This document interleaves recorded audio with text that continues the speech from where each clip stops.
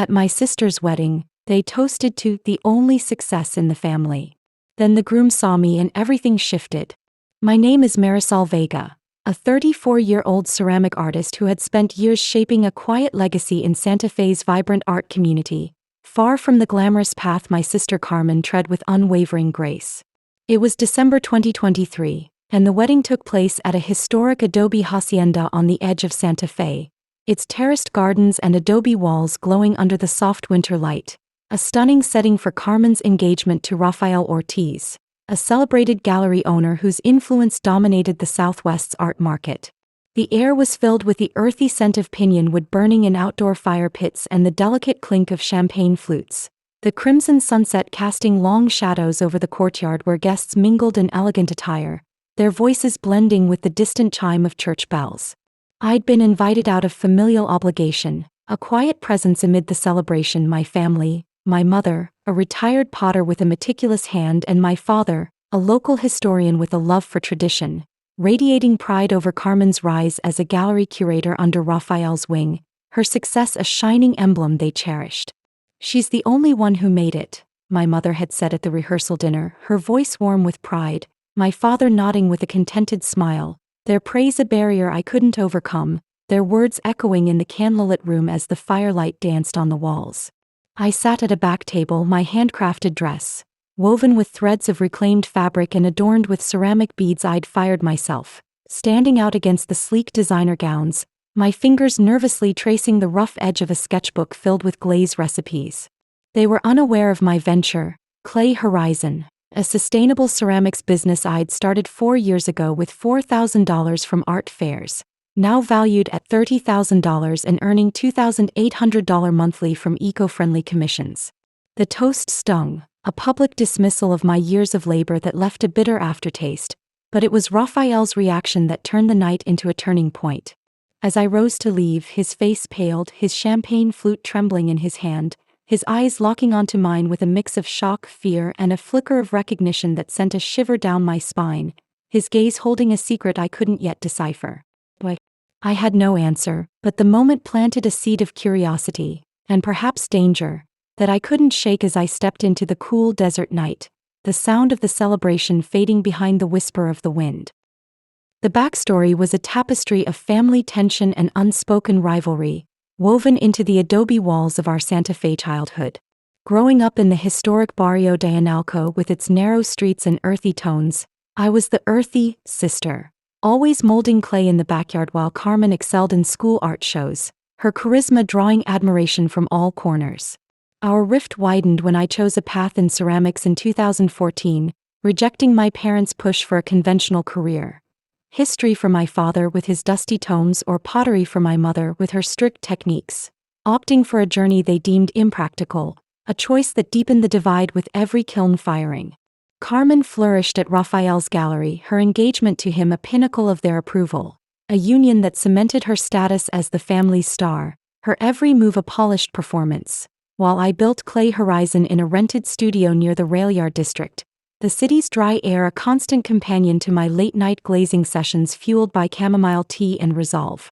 By 2020, I'd secured a $6,000 loan from a local arts council, hiring a mentor, ceramicist Elena Ruiz, for $1,200, her expertise a guiding light, my savings reaching $5,000 as I crafted sustainable pieces from local clay.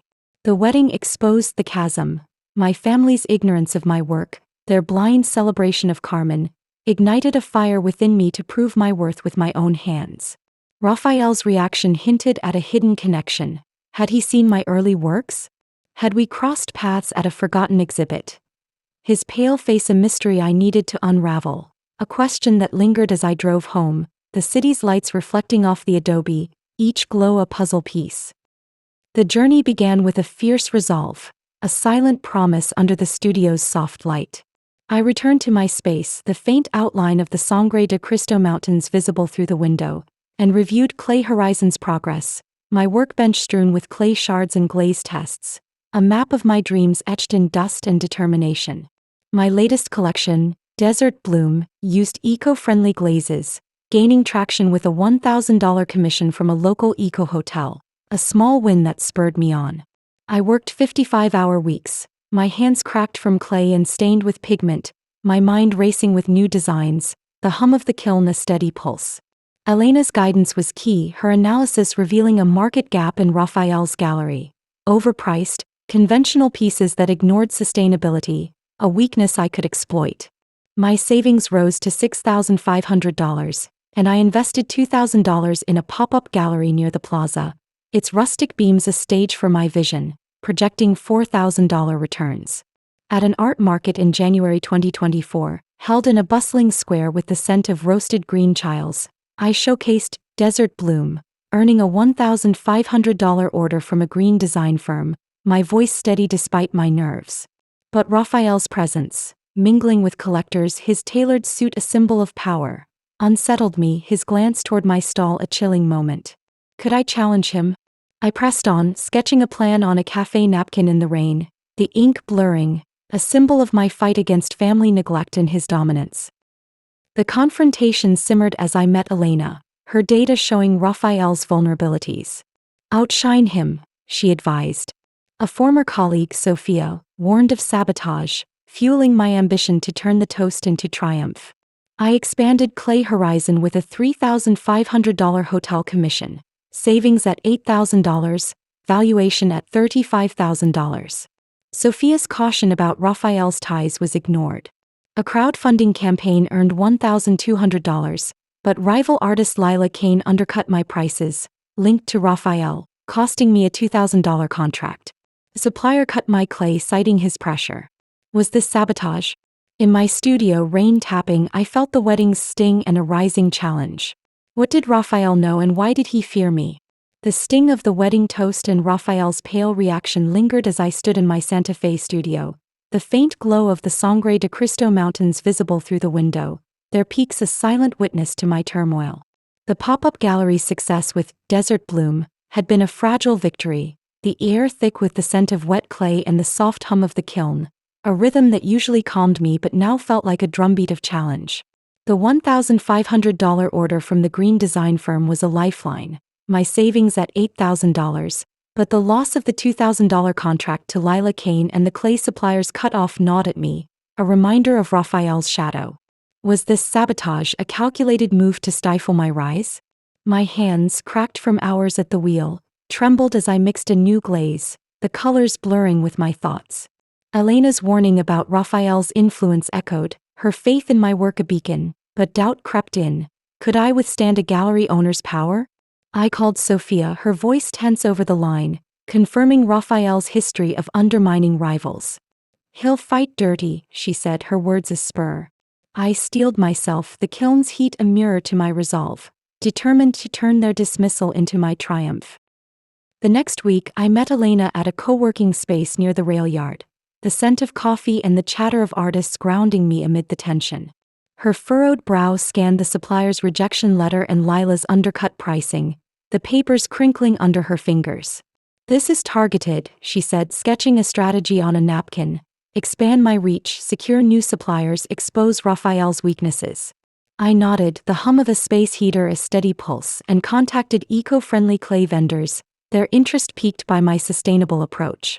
I launched a Clay Rise crowdfunding campaign, investing $1,800 from my savings, now at $6,200, projecting $3,500 returns to stabilize operations. At the studio, I briefed my small team, 2 assistants, a social media coordinator. In the cramped space, the air warm with the tang of fired clay. We're under attack, I explained, showing the evidence, my voice firm despite the weight of their gazes. Their nods, a mix of concern and determination, bolstered me, their trust a shield. My valuation crept to $38,000, a number that felt precarious but promising, the stakes rising with each ceramic piece. My ascent gained momentum, a surge of purpose driving me forward. I secured a $3,000 commission with a sustainable resort, their enthusiasm lifting my spirits, and invested $1,500 in alternative clays, projecting $2,800 returns.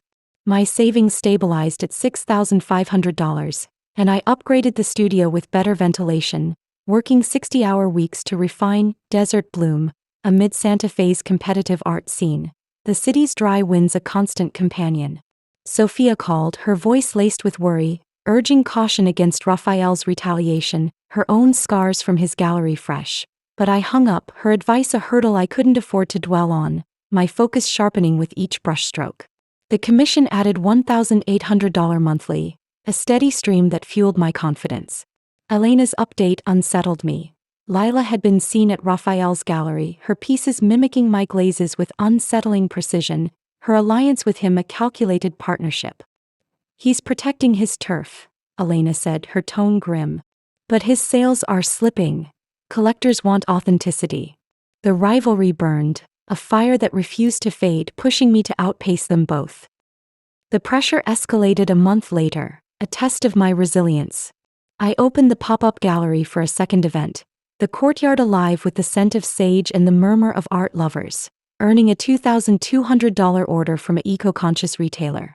But tension brewed. Lila's booth nearby drew attention with lower prices, her smug smile a taunt, and a critic's review hinted at Raphael's influence, questioning my originality.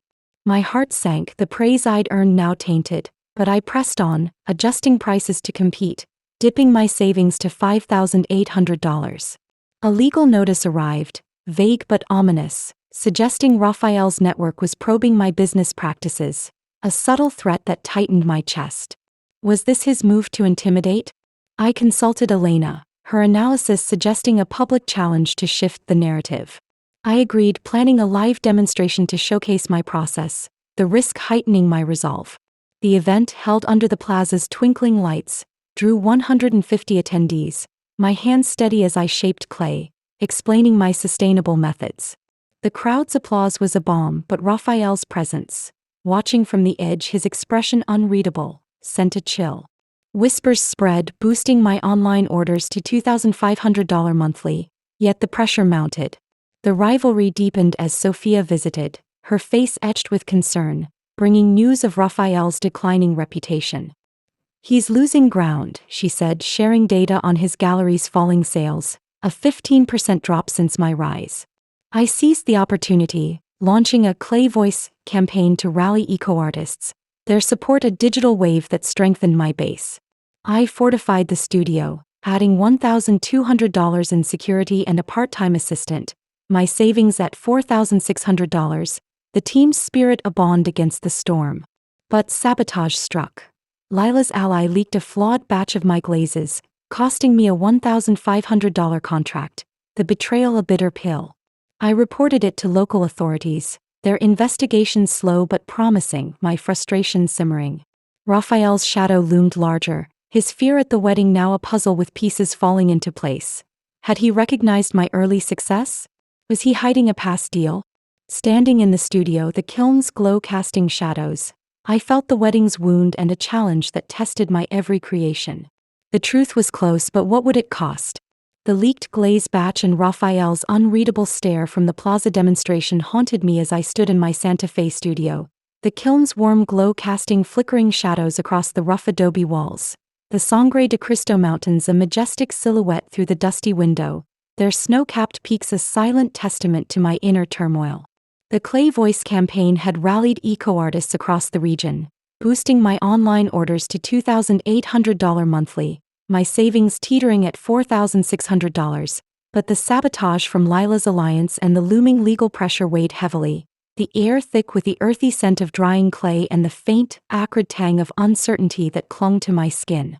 The truth about Raphael's fear was tantalizingly close, a puzzle piece I could almost grasp with trembling fingers, yet the cost of uncovering it, financial strain, emotional exhaustion, loomed large, a shadow over my every move. My hands, rough and cracked from hours at the potter's wheel, steadied as I fired a new batch of desert bloom pieces, the heat a searing metaphor for my unyielding resolve, the kiln's rhythmic hum a heartbeat that synchronized with my determination. Sophia's warning about Raphael's desperation echoed in my mind, her voice a distant bell, and I knew the next move was mine, to confront the ghosts of my past and claim a future forged in clay. The investigation into the glaze leak gained traction the following week, a breakthrough that shifted the tide in my favor. Local authorities, spurred by my detailed report and the mounting public pressure, raided Lila Kane's workshop on a crisp morning, the clatter of their boots echoing through the railyard district as they uncovered forged supplier records linking her directly to Raphael's gallery, a calculated scheme to discredit my sustainable innovations. The news spread like wildfire through Santa Fe's tight-knit art circles, the plaza buzzing with excited whispers and the rustle of newspapers. My name cleared as the public turned against Raphael's underhanded tactics with a fervor that surprised even me. I felt a surge of vindication, a warmth spreading through my chest, but the victory was bittersweet. The $1,500 lost contract remained a raw scar, its memory a constant ache amid my triumph. Elena called that afternoon, her voice triumphant over the crackling line, sharing evidence of Raphael's declining sales, down 20% since my rise, and a cryptic email hinting at a past deal gone sour, its words a tantalizing clue. "He's panicking," she said, her tone sharp with opportunity. "Push harder while he's weak." I seized the moment, launching a clay resilience exhibition at the pop-up gallery, investing $1,500 from my dwindling savings, now at $3,100, featuring my most sustainable and vibrant pieces, each one a testament to my journey. The event drew 200 attendees, the courtyard alive with the smoky scent of sage burning in braziers and the murmur of approval from art lovers, earning a $3,000 commission from a National Green Arts Foundation, a milestone that lifted my valuation to $42,000 and filled the room with a palpable energy. The rivalry reached a crescendo as I prepared for the exhibition's climactic night, the air thick with anticipation. I invited Carmen, hoping to mend the family divide that had shadowed my efforts, her presence at the gallery a rare and poignant sight, her tailored dress a stark contrast to my clay-streaked apron, the fabric whispering of her polished world. Her eyes widened as she traced the curves of my latest vase, a flicker of respect breaking through her usual reserve, a silent acknowledgement that softened the years of rivalry, but she warned me of Raphael's next move, legal pressure from his network, a subtle threat to my gallery permits that sent a shiver down my spine. The news tightened my chest, a vice of anxiety, yet it fueled my defiance, a fire stoked by the memory of that wedding toast. I collaborated with the Clay Voice community, staging a public forum to challenge Raphael's exploitative practices, the plaza packed with 300 supporters under a vast, starry sky, their chants a thunderous roar against his influence, the sound reverberating off the adobe buildings. My voice trembled as I presented evidence of his sabotage, forged records, undercut prices. The crowd's applause a tidal wave that drowned his reputation further, boosting my bookings to $3,500 monthly and igniting a spark of hope. But the cost was steep. Raphael's lawyer sent a cease and desist letter, its crisp paper a paper tiger I handed to Elena with a steady hand, who advised a strategic retreat to avoid legal escalation, her wisdom a lifeline that anchored me amid the storm.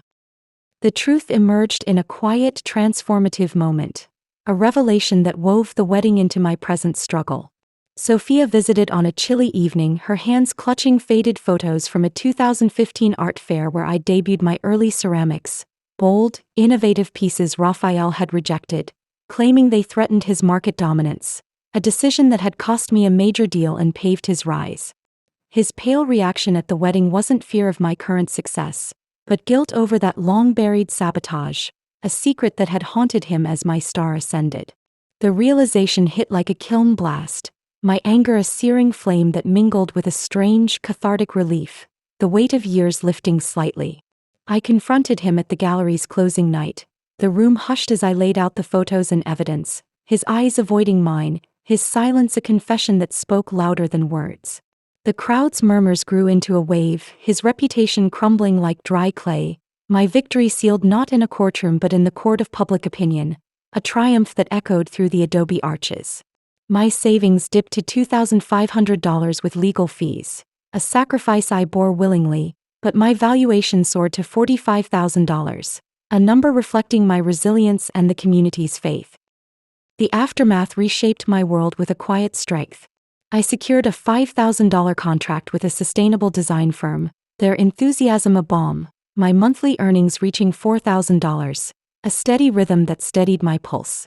I upgraded the studio with a new kiln, its sleek design and hum a song of progress that filled the space with promise, and began a memoir, From Clay to Courage, its pages a raw testament to my journey, each word a brushstroke of healing.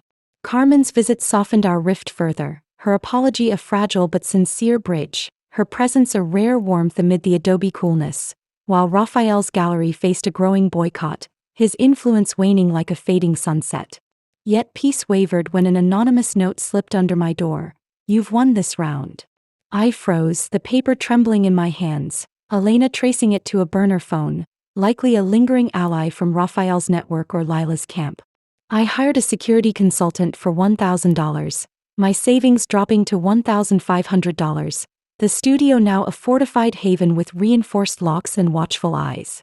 Standing amid my creations, the vases, bowls, and sculptures that told my story, the mountains aglow with the first light of dawn, I felt a deep, hard-won triumph, the kiln's warmth my steadfast ally. But the note hinted at shadows yet to come. Was it Lila's revenge, a final jab from a fallen rival? A corporate remnant clinging to Raphael's legacy? I sipped chamomile tea, the steam curling upward, ready for whatever challenge awaited, my spirit unbroken. Hey Revenge Tempest fans! Marisol's journey from rejection to triumph is inspiring. Loved it? Hit that subscribe button and join our community. Drop a comment and tell us where you're watching from.